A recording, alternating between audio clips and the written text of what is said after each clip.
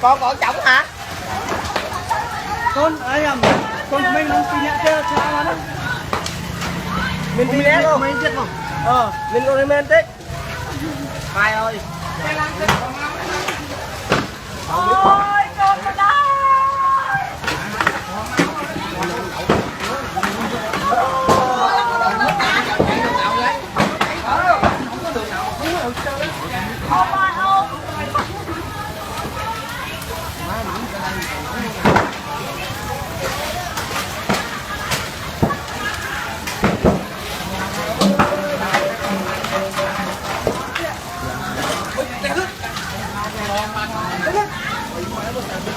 Ôi, đau quá.